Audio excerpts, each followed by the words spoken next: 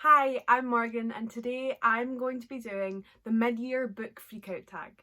So no one tagged me in this, but I don't really care, so I'm still going to do it. And I'm also kind of behind. By the time this goes up, it will be July, which is no longer the middle of the year. But, we've reached the middle of the year, so this is my celebration of surviving, essentially. So I'll link a video of one of the originators of the tag down below and also put a list of the questions if you want to refer to them. The first question is, what is the best book you have read so far in 2020? For that question I have two answers because I couldn't just choose one. And first of all we have The Passage by Justin Cronin. Yes, this is an iPad. I can't get the book, it's too far away, so you're getting a lovely picture here because I also can't edit to save my life. I talked about this in one of my earlier wrap-ups. I just loved it. It's post-apocalyptic. I'm currently reading the sequel and I just love it. I love it. And I think it's going to be one of my new favourite series. And the other book that I'm choosing for this question is The Priory of the Orange Tree by Samantha Shannon. I don't tend to read a lot of fantasy, especially like chunky high fantasy, but I loved this. I loved the characters, I loved the world, I loved the plot. I'm going to be talking about it in my June wrap-up, so you can get all my information there, but it is definitely one of my favourite books of the year. Question 2 is, what is the best sequel you've read so far in 2020? The book I've chosen for that is Record of a Spaceborne Few by Becky Chambers. Again, this is one that I loved. The only reason it wasn't in the first question is because it got to answer the second question. This is a series that I absolutely love. It's about space, it's about humans, there is a bunch of queer people and also aliens, and yeah, I've talked about this one too if you want to go find that somewhere. It's definitely a fave. Question 3 is, what is a new release that you haven't read yet but want to? And again, I'm going to give you two answers for that, one that I've bought and one that I haven't. So the new release that I own and I'm excited to read is The Girl Who Fell Out of the Sky by Victoria Forrester. This is, I believe, the last in the series of a series that I started reading when I was really young, and I'm just really excited to dive back into the world and also get to complete another series, hopefully. That's what I'm going for this year. And the new release that I haven't bought but I'm looking forward to reading is The Faceless Old Woman Who Secretly Lives in Your Home by Joseph Fink and Jeffrey Craner. I'm going to drop this. Hold on. How do I... There we go. I found a grip. Okay.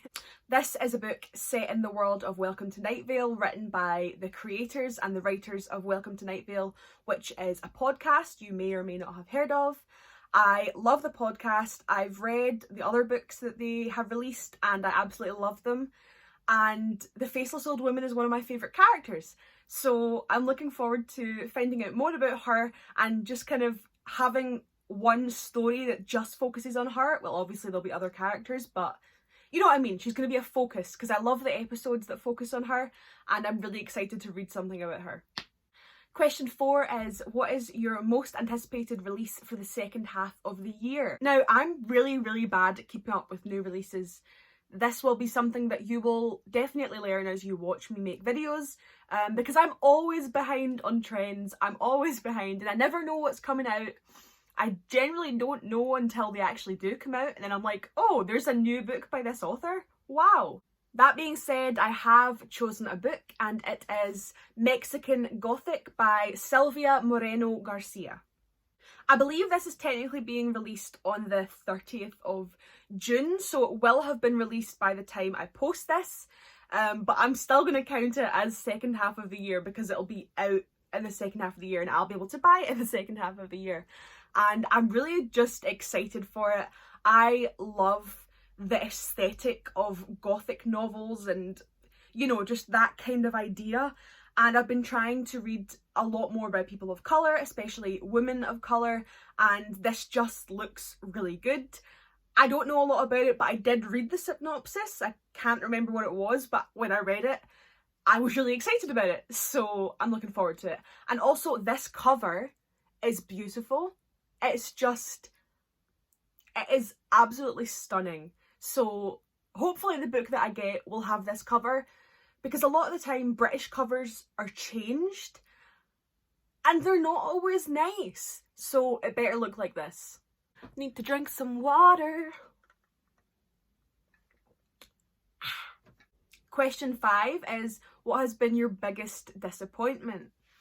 And again, I have 2 books for this, which kind of tells you a lot about my reading year, both great and bad. The first book I have chosen is When She Woke by Hilary something. I can't read it because it's backwards. Hilary Jordan. Sorry, Hilary, I don't care enough. This was boring and convoluted and it didn't make much sense. I don't have a lot to say about it. I gave it 2 stars. I didn't like it. I wouldn't recommend it. The premise was amazing and then the book just didn't live up to it. And my other biggest disappointment, currently sharing the title, is Rise Again by Ben Tripp. I'm going to be talking about this in my wrap up for June. I was so let down by this. I got it from a hold at my library and I was really looking forward to it. I was like, gonna read about some zombies, gonna read about a kick-ass female police chief. You know, it was gonna be great. And then it wasn't. It just wasn't good. There was just chunks that didn't make any sense, like they didn't need to be there. And Danny, the main character, like sometimes I liked her and other times I was like, why? You're not even making her likeable. Like, she wasn't kind of a likeable yet annoying character. I was done with her for like a whole chunk of the book. And yeah, you're gonna get a lot more of my opinions, but I was so disappointed because this looked amazing. Question 7 is, what was your biggest surprise? And the book I have chosen for that is The Things They Carried by Tim O'Brien. I read this for one of my university classes and I'm going to be honest, none of the books really looked to me like they were going to be groundbreaking and amazing. I don't generally find new favourites or anything when I'm reading for university, but I really, really loved this. I was surprised by how much I enjoyed it. I wouldn't necessarily say it's a new favourite, but I did rate it really highly. I think I gave it 5 stars and I really enjoyed it, and it was just overall a well-written book and it helped me enjoy that class quite a bit. Number 7 is a favourite new author, whether that be debut or new to you. I haven't really read a lot of new authors this year and I haven't really read a lot that I vibed with. Like, you know, they've been fine, but they haven't been particularly standout ones whose writing that I absolutely loved. And I'm kind of reluctant to call someone a new favourite author until I've read a lot of their work. My favourite authors, who I would call my favourite authors, are people whose work that I have read the majority of. So this question is kind of hard for me.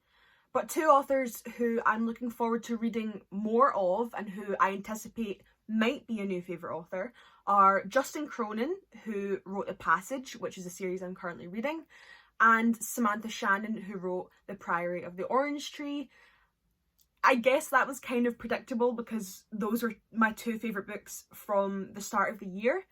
And, you know, that's why I just really enjoy how they write. I loved the stories that they wrote and I'm definitely looking forward to reading more of their work and hopefully finding some new favourites. Question 8 is your newest fictional crush. I don't really get fictional crushes. I never have. I always thought it was really weird in high school. Like, all my friends would be like, oh my god, I love this character. And I'd be like, I mean, me too, but definitely not like how you love them. However, the closest to what you would call a fictional crush has probably been for me Eid from The Priory of the Orange Tree. her name is very hard to pronounce. I think it's Eid or like Iad. I don't know. I pronounced it funnily in my head. But either way, I really loved her. She's a great character and she just seemed like someone I would get along with and I'd be really interested to hear what she had to say. And yeah, so she'll be my fictional crush for this year. Question 9 is your newest favourite character. And since I've already used Eid for the last question, I'll have to go with Amy from The Passage. I just want to wrap her in bubble wrap. I want to keep her safe. She deserves so much love and she deserves to have a good life and a life where she can just be a normal teenager, but she's never going to get that. And I'm going to be sad about it for the rest of my life. Question number 10 is a book that made you cry. I have already talked about The Passage way too much, so that's not going to be my choice for this question, although it did make me cry. My choice is going to be Hero by Michael Grant. Oh my god, the end of this blew my mind. I talked about it in my last wrap-up, I think it was my last wrap-up. It was insane. It was insane, and I cried, and I'm definitely going to miss these characters. Number 11 is a book that made you happy, and this was a given. This was obvious the moment I read the question, and that is Red, White and Royal Blue by Casey McQuiston. I have never laughed so much reading a book. I absolutely loved this. I'm not a big romance person, but I devoured this. Here's all the times that I laughed. Oh, this is another one that you can get my review in one of my other videos. But I love this and I would recommend it. And it definitely made me happy. And I can see myself reading this again when I need a bit of a cheer up. Number 12 is the most beautiful book you bought or received this year, and obviously mine has got to be my brand new copy of Persuasion by Jane Austen. I showed this in my quarantine book haul. I think I actually called it my lockdown book haul. I don't know, it's the last video on the channel. This was a gift from my best friend for my birthday and it's absolutely beautiful. It is filled with beautiful illustrations and the cover is embossed and just absolutely beautiful. It is from the Folio Society. Is it the Folio Society? I think I called it the Folio Club last time, which one of those is wrong and one of those is right. Either way, beautiful. It won't go back in its house.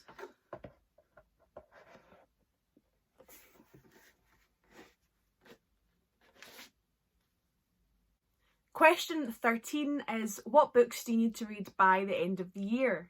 For me, this is mostly just a bunch of sequels. I have the entire Darkest Minds series.